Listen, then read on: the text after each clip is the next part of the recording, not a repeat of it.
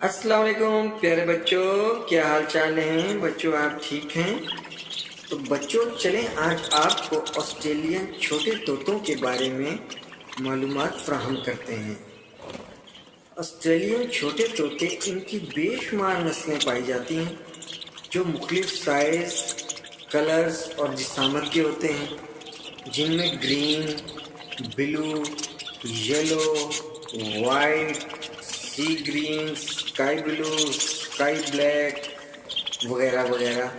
یہ سب بجری طوطے کہلاتے ہیں جو عام طور پر پائے جاتے ہیں۔ اس کے علاوہ اور بھی بہت سے کلر پائے جاتے ہیں جو دیکھنے میں انتہائی خوبصورت لگتے ہیں۔ ان کی پسندیدہ خوراک باریک باجرا اور کنگنی، مکئی کے دانے اور سورج مکھی کے بیج وغیرہ ہوتے ہیں۔ اس کے علاوہ یہ طوطے پالک کو بھی بہت پسند کرتے ہیں، جس سے ان میں کیلشیم کی مقدار میں بے پناہ اضافہ ہوتا ہے، جو ان کی بریڈنگ کے لیے بہت مفید ہوتا ہے۔ یہ پلاسٹک اور پیرس یعنی چاک مٹی کو بہت پسند کرتے ہیں۔ بریڈنگ کے لیے ان کے کیجز میں لکڑی کے بکس یا مٹی کے سوراخ والی مٹکی لگائی جاتی ہے۔ بکس کی بنسبت مٹکی ان کے لیے بہت زیادہ مفید ہوتی ہے، اور ان کی بریڈنگ کا آئیڈیل موسم اگست سے مارچ اپریل تک ہوتا ہے، اور یہ طوطے سردی کو پسند کرتے ہیں۔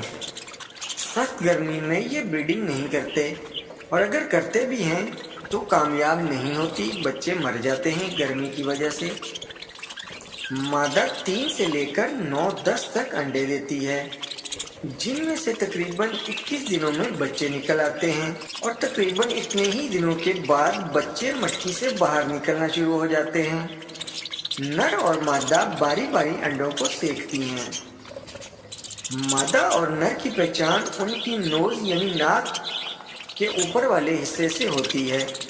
نر کا ناک کا حصہ ہلکا یا ڈارک بلو ہوتا ہے، جبکہ مادہ کے ناک کا حصہ آف وائٹ یا براؤن ہوتا ہے۔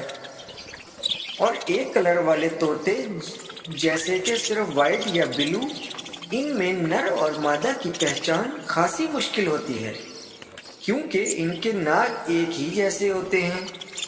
مادہ کی نسبت نر کا ناک ہلکا آسمانی کلر کا ہوتا ہے، جو بڑی مہارت سے دیکھنے سے ہی پتہ چلتا ہے۔ اور ہاں بچوں، اگر ان طوطوں کا کاروبار کیا جائے تو یہ انتہائی منافع بخش کاروبار ہے۔